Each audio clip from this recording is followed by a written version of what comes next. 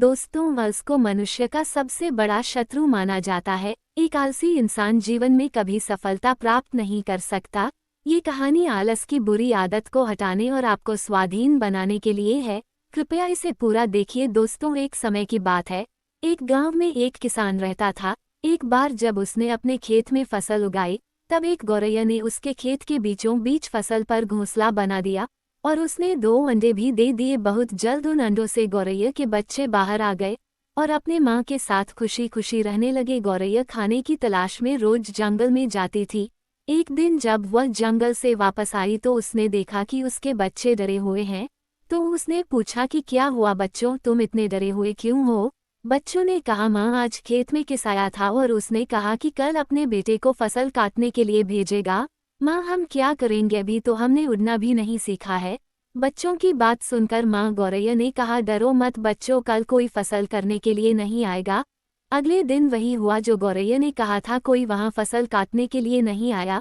बहुत दिन ऐसे ही गुजर गए पर कोई फसल काटने नहीं आया। सब कुछ अच्छा चल रहा था। गौरैया के बच्चे बहुत खुश थे।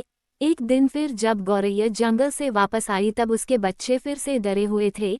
गौरैया ने फिर उनके डर का कारण पूछा तो उन्होंने कहा, माँ, आज फिर किसान खेत में आया था और उसने कहा कि कल वह मजदूर को फसल काटने के लिए भेजेगा। ये सुनने के बाद गौरैया दोबारा से कहती है, डरो मत बच्चों, कल कोई फसल काटने के लिए नहीं आएगा। अगले दिन वही हुआ जो गौरैया ने कहा था। कोई वहाँ फसल काटने के लिए नहीं आया। एक दिन फिर जब गौरैया जंगल से वापस आई तो उसके बच्चों ने कहा, माँ, आज फिर किसान खेत पर आया था। वो फिर फसल काटने की बात कर रहा था पर हमें पता है कि कोई फसल काटने के लिए नहीं आने वाला है। माँ गौरैया ने कहा, पूरा वाक्य बताओ। तब बच्चों ने कहा, माँ, आज फिर किसान खेत में आया था और उसने कहा कि मैंने दूसरों पर निर्भर रहकर बहुत समय बर्बाद कर लिया। अब मैं कल खुद आकर फसल कटूंगा। ये सुनकर माँ गौरैया डर गई और कहा, बच्चों, अब हमें ये स्थान जल्द से जल्द छोड़ देना होगा और किसी अन्य स्थान पर अपना घोंसला बनाना होगा, क्योंकि कल किसान फसल काटने के लिए जरूर आएगा। बच्चों ने कहा, माँ, पर किसान ने ऐसा कई बार कहा है, पर प्रत्येक बार कोई भी फसल काटने के लिए नहीं आया है। आप इतने सुनिश्चित कैसे हो कि कल किसान फसल काटने के लिए जरूर आएगा? माँ गौरैया ने कहा, पहली बार किसान फसल कटाई के लिए अपने बेटे पर निर्भर था, दूसरी बार किसान फसल कटाई के लिए मजदूरों पर निर्भर था, और जब आप अपने कामों के लिए दूसरों पर निर्भर करते हो तो आपका काम कभी भी पूरा नहीं होता है। पर तीसरी बार उसने खुद फसल काटने का निर्णय लिया है तो कल वह जरूर आएगा।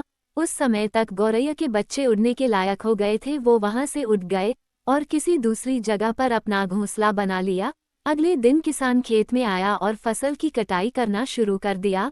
दोस्तों, जो इंसान हमेशा दूसरों पर निर्भर करता है उसका काम कभी पूरा नहीं होता।